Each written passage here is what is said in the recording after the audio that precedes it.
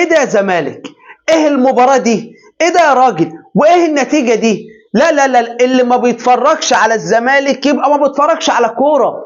اللي ما بيشوفش الزمالك وهو بيلعب يبقى ما بيشوفش كورة. النهارده نادي الزمالك بيلعب ماتش، لا ماتش ايه ده، معركة. نادي الزمالك النهارده بيتحرك للمركز الثاني، وهل نعتبروا ان الاهلي فاز؟ انا بحلل المباراة قبل ما اسمع ماتش الاهلي.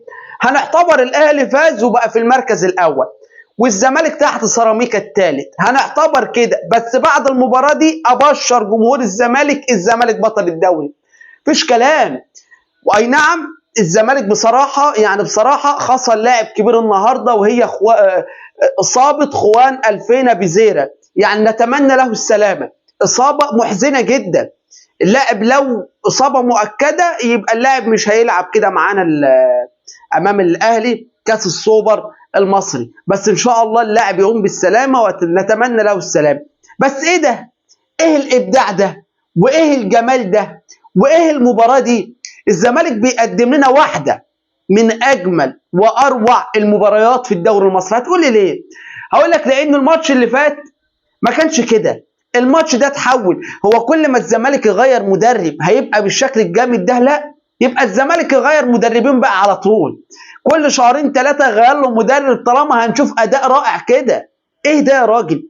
انا لما بتفرج على الزمالك والاهلي بصراحة بشوف الاهلي بتمتع صراحة، ولكن يعني ماتش وماتش لا. برضه الزمالك كده، ما احنا مش هنحول على بعض يعني. ما الزمالك ماتش وماتش لا، بس تحس ان الزمالك بيلعب في اللعيبه بتاعته بتفنن، بتخطط. شفت اللي يقول لك انا لما بغيب ما بغيبش اونطه؟ هو الزمالك بيعمل كده، عكس الاهلي.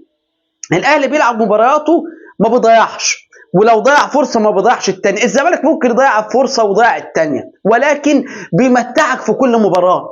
ممكن يمتعك شوط والشوط اللي بعده يقلش، بس متعه كرويه. اللي شاف الماتش ده بصراحه يا بخته، يا بخته، لانه اتمتع ومال عقله بقى ايه، فن، هندسه. لا لا لا، بصراحه انا من وجهه نظري، انا طبعا لسه ما شفتش ماتش الاهلي، انا بحلل وهنشر بمجرد ما الماتش يخلص هرفعه على طول هنشره. الزمالك النهارده عمل ماتش ولا اروع حاجه، في منتهى الجمال بصراحه شديده. نادي الزمالك يا جماعه النهارده بيبدع امام طلائع الجيش، وانا بقول لك الزمالك بطل الدوري المصري على هذا الوضع وعلى هذا الاداء. وبقولها لك كمان بزياده، الزمالك بطل كاس السوبر المصري. ما تزعلوش مني، مش عاوز اقول التصريح ده، ولكن اديني قلته وخلاص بقى.